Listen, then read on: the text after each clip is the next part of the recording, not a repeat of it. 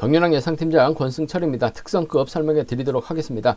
특성급 전반적인 분위기, 전일 1800배라는 초대박이 발생이 된 모습을 보여줬습니다. 연이틀 죽 썼던 류재열이 배당의 빌미 제공한 모습을 보여줬는데, 이번 일요경주 때도 특성급은 상당히 까다롭게 편성이 짜여졌기 때문에 공격적인 승부 충분히 가능하다는 점 말씀드리고 싶습니다. 12경주부터 그렇습니다. 대박의 빌미 제공했었던 류재열, 직전 대상경주 때는 임채빈의 뒤를 악착같이 쫓아가면서 준우승까지 올라간 모습을 보여줬어요. 준우승까지는 좋았었는데 준우승 이후 출전한 경주에서는 그야말로 팬들의 원성이 자자하다는 점에서 이번 편성 류재열이 과연 재기랑 발에 나갈 수 있느냐가 관건인 것 같은데, 빠질 가능성도 상당히 높을 것 같습니다. 수도권이 뭉치면 류재열 고전할 수도 있기 때문에 배당 가능성 다시 염두에 두셔야 된다는 점 말씀드리면서, 특성급 13경주도 상당히 좀 까다로울 것 같습니다. 김범수하고 정태양 수도권 세종팀 선수들이 수도권 3번하고 5번 연합 펼쳐 나간다면 충분히 동반 입상 가능할 것 같은데,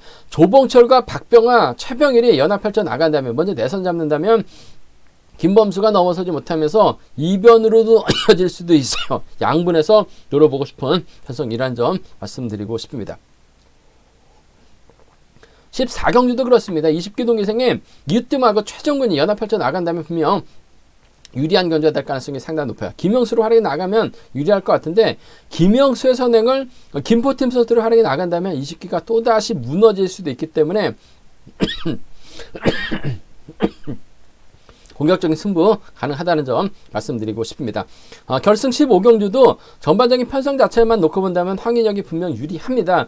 김관일이라든지 김희준을 활약해 나간다면 유리한 상황이라는 점 말씀드리고 싶은데, 힘을 쓸 수 있는 선수가 2명이에요. 그 점 때문에 한 명은 황인혁이 활약해 나가지 못하죠. 한 명을 황인혁이 활약해 나가지 못하는 한 명을 성낙송이 활약해 나간다면, 성낙송 금요경주 때는 아쉬웠는데 전일 보니까 훈련 상태는 괜찮은 것 같습니다. 2번을 만들어낼 수도 있다는 점은 생각해 봐야 될 것 같습니다. 그럼 본격적으로 특성급 12경주부터 설명해 드리도록 하겠습니다.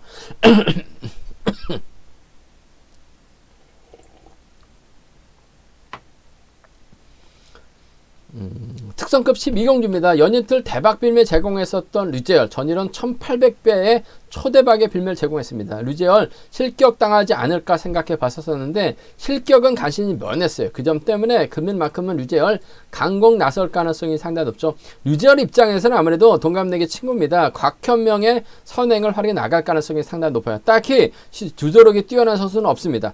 그 점 때문에 곽현명을 활용해 나가려고 할 가능성이 상당히 높죠. 곽현명도 기복은 심합니다만 타점 잡고 때릴 때는 11초 대 초반까지 얼마 전에도 끊어냈기 때문에 곽현명이 때리고 류재열이 몰고 갈 가능성이 상당히 높아요. 그 뒤를 동반 입상 경험하는 정재환이라든지 득점에서 앞서 나가기는 왕지연이 마키다톤 펼쳐 나갈 가능성이 상당히 높다는 점 말씀드리고 싶은데, 요즘 왕지연이 그래도 직선에서 상당히 좀 선전 펼쳐 나갈 수 있기 때문에 류재열의 뒷자리는 왕지연이 차지해 나갈 가능성이 상당히 높아요. 결국 7번이 때리고 1번이 마크 나갑니다. 4번하고 3번이 1번의 뒤를 마크 다툼 펼쳐 나갈 가능성이 상당히 높죠. 곽현명의 시속감이 좋다면 류재열 철저하게 짧게 가져갈 가능성이 상당히 높아요. 왕지연도 그렇고 정재환도 그렇고 저치기까지는 아직 안 되는 것 같아요. 직선 칩은 나옵니다만 저치기까지는 안 나오기 때문에 류재열의 재기랑 발에 나가면서 완급만 주제로 나간다면 곽현명의 서생감만 좋다면 지켜줄 수 있다고 봐요. 8,000점 동반의 친구들입니다. 1번하고 7번의 동반 입상 쪽에 우선 하시되, 왕전이 호미권 막혀 나가는 1번과 4번을 차선으로 1번과 4번을 차선으로 가져가 볼 수 있는 편성이라는 점 말씀드릴 수가 있겠고, 이번 편성 연예들 죽 썼기 때문에 류재열이 자체 타이밍을 길게 가져가게 된다면 오히려 고전할 수도 있죠. 곽현명이 힘을 씁니다. 왕전이 몰고 가고 그 뒤를 정재환이 몰고 가게 된다면 7번, 4번, 3번 순으로 경주가 진행될 가능성이 상당히 높아요. 류재열이 넘어서다가 퍼지거나 긴거리 나서고 7번이 넘어서게 된다면 이번 편성 류재열 또다시 배당의 빌미 제공할 수도 있어요. 연이틀 배당의 빌미 제공했었던 류재열 또 빠지죠. 그렇게 된다면 왕지연이 곽현명을 상대로 취입해 나가거나 정재환이 후미권 달라붙을 수가 있어요. 4-3이나 4-7경주권 정도는 4-3이나 4-7경주권 정도는 노려볼 수 있긴 합니다만, 이번 편성 류재열 정신 차릴 가능성이 상당히 높아요. 집중력 발휘 나간다면 수도권 선수들도 류재열을 인정할 수밖에 없어요. 곽현명의 버티기와 왕지연의 마크 안에서 해답 나올 가능성 높지 않을까 생각해 볼 수가 있겠습니다. 광면 특성급 13경주입니다. 이번 편성도 상당히 좀 재밌는 경주가 될 것 같습니다. 김범수가 연이틀 아쉬움을 남겼어요. 전일 황승호가 아닌 김범수 쪽에 좀 더 주력하자 말씀을 드렸었는데 간발의 차이로 김범수가 3차권을 만족했어요. 하지만 희속감은 11초 때 거의 초반까지 끌어낸 김범수라는 점 잡아 돌려도 버텨낼 수 있을 것 같습니다. 김범수 입장에서는 팀 선배죠. 세종팀 정태양과 호흡을 맞춰 나갈 가능성이 상당히 높아요. 연이틀 정태양 황인혁에게 희생당하는 아쉬움을 남겼습니다만 정태양이 때리고 김범수가 몰고 가죠. 그렇게 된다면 정태양도 타이밍 잡고 때렸을 때 11조 때 한 초중반 정도는 나와요. 2에서 3 정도는 나옵니다. 그 시속을 김범수가 몰고 가서 짧게 가져가거나 오히려 김범수가 선배 정태양 달고 때리면 정태양도 마크에 나가면서 따라 들어갈 가능성이 상당히 높아요. 그 점 때문에 전 세종팀 선수들의 완승을 한번 기대해보고 싶습니다. 2번하고 4번이에요. 2번하고 4번 세종팀 완승 쪽에 세종팀 완승 쪽에 이번 편성 우선에 봐달라는 말씀 전해드릴 수가 있겠고 김용규가 때리고 김범수가 몰고 갈 수도 있어요. 그 점 때문에 2번하고 5번 정도는 25기라는 점에서 충분히 노려볼 수 있는 상황 경주가 되지 않을까 생각해 볼 수가 있습니다.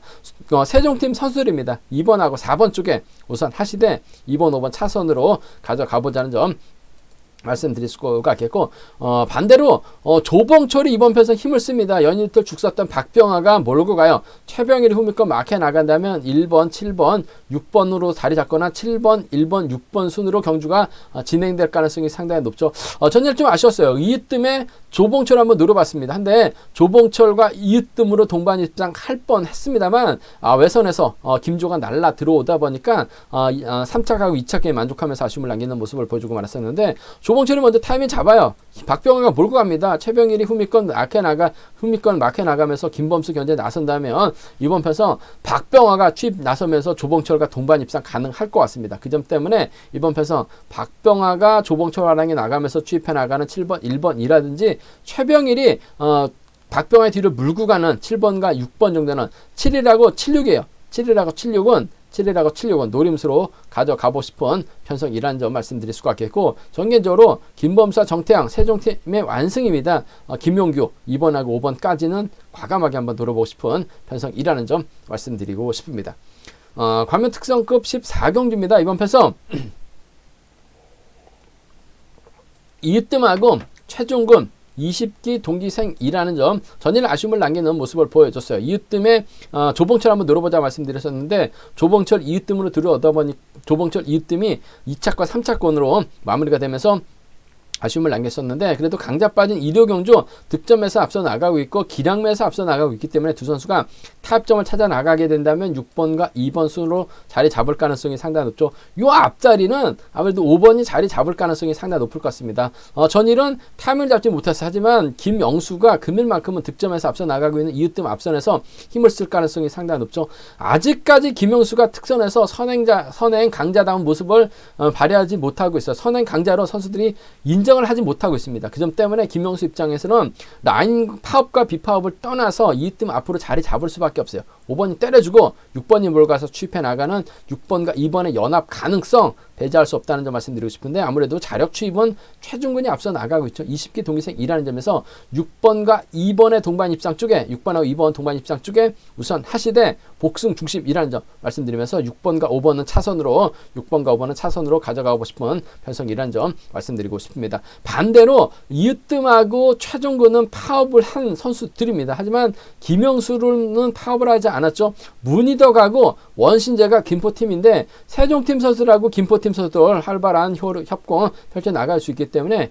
김영수가 때립니다. 문희덕이 마크에 나가요. 이럴 원신재가 마크에 나가고 앞선에서 배민구가 자리를 잡게 된다면 이번 편에서 이으뜸과 최종근 연이틀 경주 내용 봐서는 다리 상태가 상당히 무겁습니다. 이 4번과 1번을 몸싸움으로 밀어내긴 버거울 것 같아요. 그 점 때문에 문희덕이 재미를 볼 수 있어요. 4, 5 경주권이 가능하죠.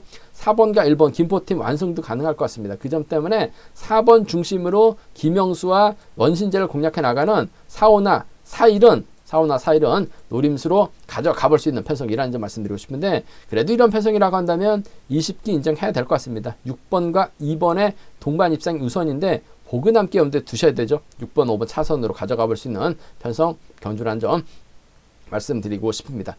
광면 특성급 결승 15경주입니다. 황인혁이 유리한 입장에서 견주를 펼쳐 나갈 가능성이 상당히 높을 것 같습니다. 87년 동갑내기 친구 수도권 연합 펼쳐 나간다면 황승호, 김주호 도움 받을 수도 있죠. 김관희는 또 팀 후배라는 점에서 자연스러운 연합 펼쳐 나갈 수 있을 것 같습니다. 코로나 전이라고 한다면 황인혁과 성낙송 21기 동기생이기 때문에 연합도 가능한 상황이라는 점에서 신중한 전략 필요하다는 점. 금상군청에서는 또 김희준과 한솥밥을 먹었었던 선후배 사이라는 점에서 이래저래 황인혁은 협공 세력이 상당히 많습니다. 그 점 때문에 황인혁이 유리한 입장에서 견주 펼쳐 나갈 가능성이 상당히 높죠. 황인혁이 성낙송과 전략적인 연합 펼쳐 나가지는 않을 것 같아요. 그 점 때문에 황인혁 입장에서는 동반 입장 경험 많은 황승호, 황씨들의 협공이라든지 김희준이나 김관희를 활용 나가면서 타이밍 조절해 나갈 가능성 상당히 높다는 점 말씀드리고 싶은데, 황인혁의 뒷자리는 이래저래 황승호가 밀착 막혀 나갈 가능성이 상당히 높아요. 후미 견제력 좋죠. 취임력 약하죠. 황씨들이죠. 그 전법적 궁합 상당히 좋은 한살톨 선수 출신들이라는 점에서 이번 편성 3번과 2번의 전략적 연합 쪽에 3번하고 2번 전략적인 연합 쪽에 우선에 봐달라는 말씀을 전해드릴 수가 있겠고, 김관희가 때리느냐, 김희준이 때리느냐가 관건이라는 점 말씀드리고 싶은데, 요즘 김관희 자력에 대한 자신감 확실하게 찾아 나가고 있습니다. 전일은 너무나 좀 타종부터 때리다 보니까 성낙송이 잡혔었는데 타이밍 잡으면 시속감은 괜찮습니다. 어차피 김주호를 상대로 김관희가 한 바퀴 지점에서 타이밍을 잡고 황인혁, 황승호 순으로 자리 잡게 된다면 성낙송도 넘어서기 어렵죠. 김희준도 내선 잡기 힘든 상황이라는 점에서 전 세종 팁이에요. 3번과 6번.